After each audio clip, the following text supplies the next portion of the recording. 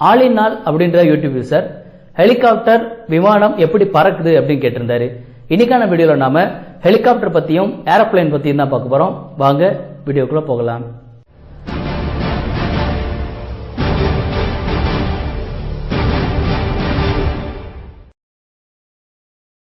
முதலில் மனிதன் பறக்க வேண்டும் என்று பல முயற்சிகளை செய்தான். பல முயற்சிகள் தோல்வியடைந்தாலும் இறுதியாக ரைட் பிரதர்ஸ் விமானத்தை கண்டுபிடித்தார்கள். இன்று பல வகையான விமானங்கள் உண்டு. அவை எப்படி பறக்கிறது என்று பார்ப்போம். விமானம் பறப்பதற்கு முக்கிய காரணம் ஏர்பாயில் தொழில்நுட்பம். விமானத்தின் இறக்கைகள் விமானம் மேல் எழும்பி பறக்க உதவுகிறது. விமானத்தின் இறக்கை வளைவான வடிவத்தில் இருக்கும். இதனை கர்வ் ஷேப் என்றழைப்பார்கள். இந்த வடிவம் இறக்கையில் மோதும் காற்றை கீழே தள்ளுகிறது. இங்கே நியூட்டனின் 3ஆம் விதி வேலை செய்கிறது. விமானத்தின் இறக்கை காற்றை கீழே தள்ளும் போது காற்று விமானத்தை மேலே தள்ளும். இந்த நிகழ்வுதான் விமானத்தை மேலே எழும்பி பறக்க உதவுகிறது. விமானம் மேலே எழும்பியவுடன் அவை சீராகவும் நேராகவும் பறக்க விமானத்தின் என்ஜின் உதவுகிறது. இன்றைய நவீன விமானங்களில் டர்போஃபான் என்ஜின்கள் பயன்படுத்தப்படுகிறது. டர்போஃபான் என்ஜின்கள் அதிகப்படியான த்ரஸ்ட் என்றழைக்கப்படும் உந்து சக்தியை வெளிப்படுத்தி விமானத்தை நேராக பறக்க உதவுகிறது. விமானம் பறப்பதற்கு விமானத்தில் பொருத்தப்பட்டுள்ள 3 பாகங்கள் உதவுகின்றன. அவற்றை பிளாப், ஸ்லாட், எய்லரான் என்று அழைக்கின்றனர்.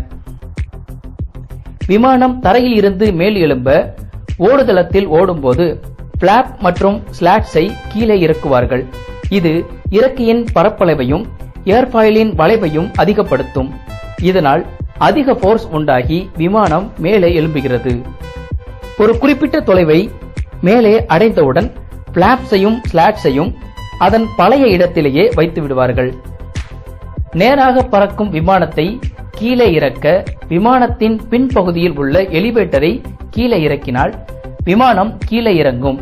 அதேபோல விமானத்தின் பறக்கும் உயரத்தை கூட்ட விரும்பினால் எலிவேட்டரை மேலே தூக்கினால் போதும்.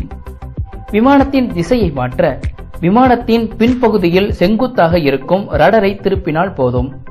ஆனால் பொதுவாக இந்த முறையில் விமானத்தை திருப்பினால் விமானத்தின் உள்ளிருக்கும் பயணிகள் அதிர்வை உணர்வார்கள்.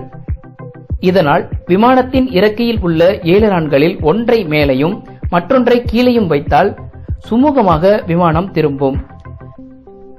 விமானம் தரையிறங்க விமானத்தின் பிளாப் மற்றும் ஸ்லாட்ஸை மேலே தூக்குவார்கள். அதேபோல விமானத்தின் இறக்கையில் உள்ள ஸ்பாய்லரையும் தூக்குவார்கள். இது விமானம் தரையிறங்க உதவும். விமானம் மேலே பறக்க விமான இறக்கையில் உள்ள ஏரோபாயில் வடிவம் உதவியது போல ஹெலிகாப்டர் மேலே பறக்க ஹெலிகாப்டரின் ஃபேனில் உள்ள ஏரோபாயில் ஸ்ட்ரக்சர் உதவுகிறது. ஹெலிகாப்டரின் ஃபேன் சுற்ற டர்போ ஷாஃப்ட் இன்ஜின் உதவுகிறது. டர்போ ஷாஃப்ட் இன்ஜினின் 2 வித அமைப்பு உண்டு. ஒன்று கம்ப்ரசர் செட், மற்றொன்று பவர் ஷாஃப்ட் செட். இந்த பவர் ஷாஃப்ட் செட் தான் ஹெலிகாப்டரின் ஃபேனை சுற்ற வைக்க உதவுகிறது. ஹெலிகாப்டரில் 2 வித ஃபேன்கள் உண்டு. ஒன்று ஹெட் ப்ரொப்பல்லர், மற்றொன்று டெயில் ப்ரொப்பல்லர். இந்த ஹெட் ப்ரொப்பல்லர் மட்டும் சுற்றிக் கொண்டிருந்தால் ஹெலிகாப்டர் அதற்கு ஆப்போசிட் சைடில் சுற்றிக் கொண்டிருக்கும். ஹெட் ப்ரொப்பல்லர் சுற்றும் போது டெயில் ப்ரொப்பல்லரும் சுற்றினால் மட்டுமே ஹெலிகாப்டர் மேலே எழும்ப முடியும். இல்லையேல் ஹெலிகாப்டர் ஒரே இடத்தில் சுற்றிக் கொண்டே இருக்கும். இந்த 2 ப்ரொப்பல்லர்களும் சுற்றினால் மட்டுமே ஹெலிகாப்டரை நம்மால் கண்ட்ரோல் செய்ய முடியும்.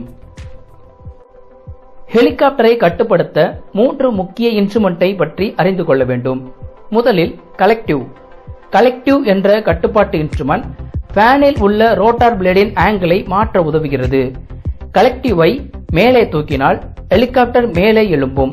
கலெக்டிவை கீழே இறக்கினால் ஹெலிகாப்டர் கீழே இறங்கும். இரண்டாவது பெடல். பெடலை அழுத்தினால் அது ஹெலிகாப்டரின் பின்பகுதியில் உள்ள ரோட்டரை கட்டுப்படுத்தும். பின்பகுதி ரோட்டார் பிளேடை கண்ட்ரோல் செய்வதன் மூலம் ஹெலிகாப்டர் நமக்கு வேண்டிய திசையில் திரும்பும். அடுத்தது ஸ்டிக். ஸ்டிக் அல்லது சைக்கிளிக் என்ற கருவி ஹெலிகாப்டர் முன்னே அல்லது பின்னே போக உதவுகிறது.